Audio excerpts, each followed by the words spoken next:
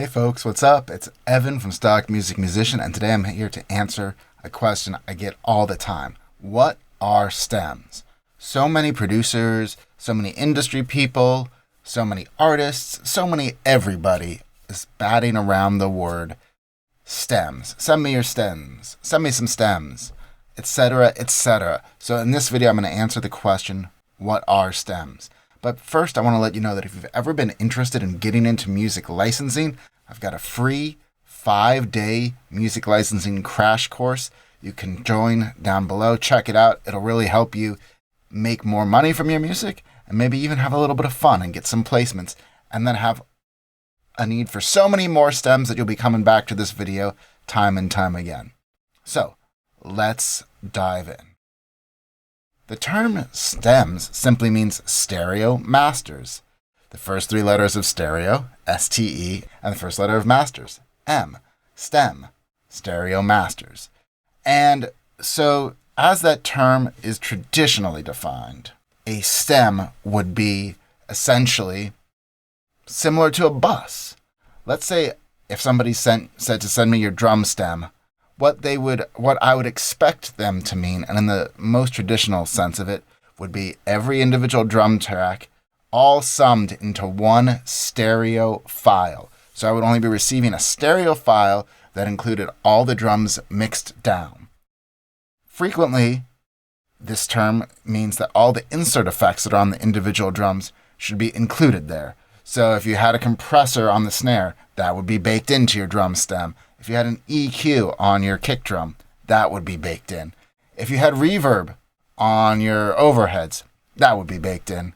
And if you had any drum bus processing, like, for example, if you've got some parallel compression going on or some saturation or something, that would also be baked in.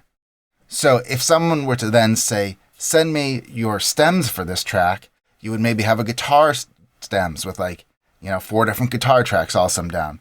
A bass stem, which would probably just be the bass, the drum stems, and then maybe you'd have vocal stems with all the backing vocals and everything all stacked together, so that if somebody opened these 4 stereo files of stems and left the volume faders at 0, it would sound exactly the same as your song when it left your computer.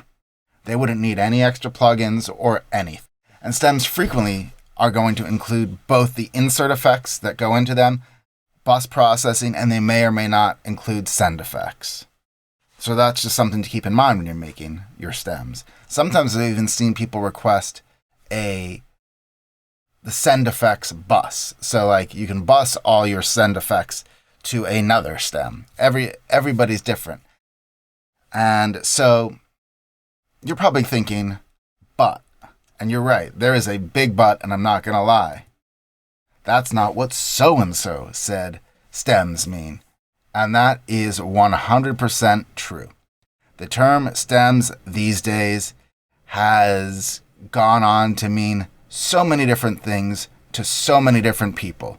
Whether it's an artist looking for a track that they want to rap over and they want the stems for it, or it's a mix or mastering engineer that want the stems, or maybe it's a music library that wants the stems. They could be all asking for something very different. So when it comes to figuring out what you need to provide for stems, don't be a dummy. Okay? There's only one smart way of addressing this issue, and that is to ask. Oh, yes. Ask whoever it is that needs the stems what it is they want, and be as specific as possible, because everybody has a different meaning of stems just about these days. It's gone from a highly technical term used mainly by mastering engineers to being broadly in the vernacular of musicians and non-musicians and non-engineers and everything, and it basically is a term that has lost most of its meaning. So if somebody says, send me the stems, really be sure to clarify what they want.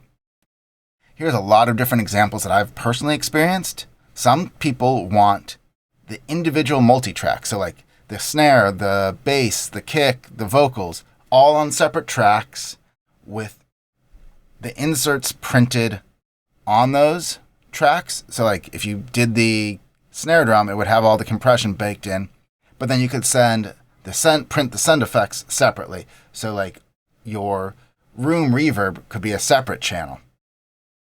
I've had other people want all the individual multi-tracks with inserts and send effects printed on that track.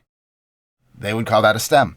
I wouldn't necessarily, but hey, that's the way the world goes. And in order to get something like that to happen, you may need to solo the individual channel, and that will then flow through all the send effects and basically put it out the back of your computer or out of your bus and print it that way, making sure, perhaps, that your master bus effects are on. Whether or not they want those is another thing you're going to have to ask. Sometimes they want bus processing on your stems. So like you could do a drum stem like we talked about earlier, the real meaning where you've got all the different drum tracks together with the individual insert effects, but then they wouldn't want any bus processing on it. That's what they'd like to do. Or maybe, they want the stems with all the bus processing and master bus processing added. It's a jungle out there, so be sure to ask. And another question that you're going to need to ask is what format do they want the stems in? Do they want waves? Do they want IFs? Do they want MP3s? Probably not. Should it be at 44? Should it be at 48? Should it be at 16 or 24? What naming convention should you use? When it comes to stems, they get really complicated really fast, and you really need to know what they're looking for. So ask. I'm going to sound like a broken record, I know, but again, it comes down to the fact that stems have too many meanings these days. But they still have a ton of benefits, which is why they're so popular and why they become more and more popular, actually, over the years, which is why I think the term has lost all its meaning. So stems are almost always required for music licensing. If you're getting your song into a library, they're going to want just the drum track, or they're going to want a version with no drums. These are, going to be depending on the library for what exactly they want. Or let's say you do something like BeatStars. Well, artists may want to have a bunch of different stems that they can manipulate to create new breaks or new hooks or whatever, or drops. It makes sharing songs way easier because whoever you're sharing your song with doesn't have to have any of your plugins, instruments, or effects. They can get all the sounds right in there, and then they can go add their own touch to it if they want. It allows mastering engineers to really enhance a song. Many mastering engineers these days do what's called stem mastering. So instead of just having your whole song printed without any master bus effects and them adding basically master bus effects, you might send them 4 or 5 stems in the real meaning of the term that we talked about at the very beginning, and then they can kind of balance and tweak and go in just a little bit to make your mastering pop even more. They also usually charge more for that. It's also a great way to allow your song to be remixed really easily by getting stems. So, you could just send somebody the vocals and they could put their own part on it, or, they could take the drums and do something with it. And it's also good for resampling your own music. Like, let's say you've got a part with like 4 guitars, a stem all put together. You start chopping that up, there might be some really cool stuff in between. So, how do you make stems? This is a really loaded question. The fact of the matter is, every DAW handles making stems differently, and as we've already discussed, the meaning of stems doesn't even exist. So, how you would approach it depends even on the type of stems you need. You need to figure out what type of effects you need to print. You need to figure out if you need sends. You need to figure out if you need master bus processing, if they want individual tracks, all of that. So, first of all, I'm going to say is over the next couple weeks, I'm going to make some videos that are going to teach you how to export stems in Reason and Logic Pro, because those are the 2 DAWs that I use. And if you're watching this after like November 2022, those videos will be in this playlist. But if those aren't one of your DAWs, or you're looking at this beforehand, the way I recommend doing it is by figuring out what you need, typing in the name of your DAW, and searching in YouTube. So, for example, how to print send effects in Logic Pro. And that will hopefully answer that question so you can be making professional sounding stems. Thanks so much for watching. Hope you enjoyed. Be sure to join that free music licensing crash course, and don't forget to check out this next video because it's pretty awesome.